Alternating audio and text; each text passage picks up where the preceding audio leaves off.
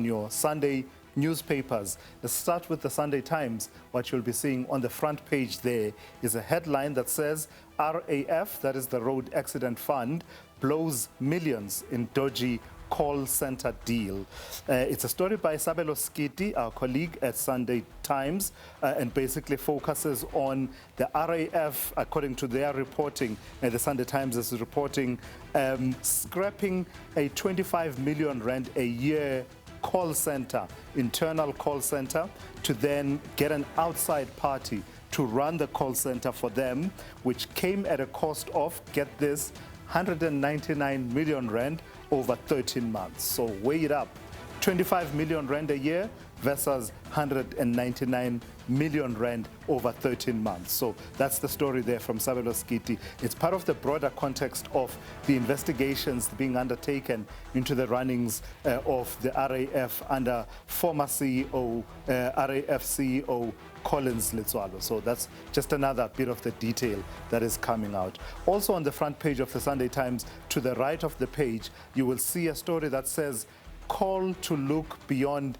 NEC for next ANC president. Its comments attributed to the ANC's chief whip, Dumiseni Ntuli, who did an interview with the Sunday Times with Lizeka Tandwa, and basically said the measure and marker will be how the ANC performs at the local government elections, and says if they don't perform well, none of the NEC members that are currently there would be worthy of actually being considered for leadership, and therefore the ANC would then at that point need to look beyond its NEC, National Executive Committee, for its next leaders. Let me take you to the Sunday Tribune out in KwaZulu-Natal, and it's leading with a story behind the temple tragedy. And it's that level of detail that Ayanda was talking to that we are starting to glean about the person and people that have been involved in this tragedy. One, Vic Pandey, who is said to have been building this temple for prayer and protection in Verulam. That's the temple that is now at the heart of this tragedy that is unfolding out in Verulam. So a bit more detail there coming through. We get to know who this person is. Of course, in Ayanda's reporting, speaking there to the family of Vic Pandey and getting to grips with some of that story. Vic Pandey, we are told, is one of the people that died in this tragedy and was buried under that rubble when that collapse happened. Also on the front page of the Sunday Tribune, you will see a story also related to the ANC, and says basically ANC's risky KZN gamble as the party fires its task team. The ANC brought in a provincial task team after it, they call it reconfigured the elected leadership of the ANC in KZN. So they reconfigured the elected leadership, bring in a provincial task team.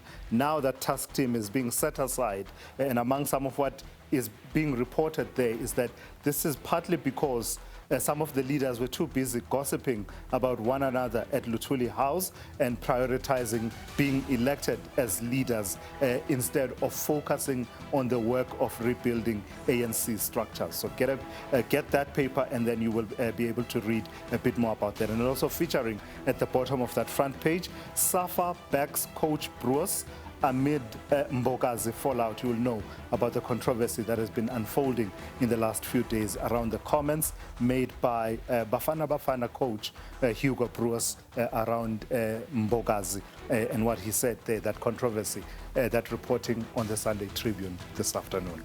Lastly, let me take you to the Sunday World, and the story that they are leading with comes from an interesting book written by a retired judge, Chris Nicholson. And the headline will really get you to sit up and pay attention.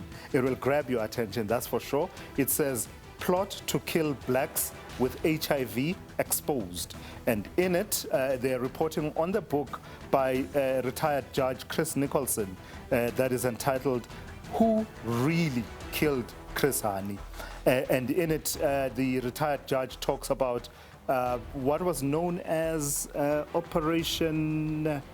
okay, I'm battling to see that level of detail now, but basically the claim being made that Voter Passon was part of the plans to unleash and spread HIV/AIDS among black South Africans to reduce the population. And this was ahead of the first democratic elections in 1994, part of what was known as a deliberate effort to use biological warfare as a tool of oppression. So that is part of the story that you may want to read when you get the Sunday World.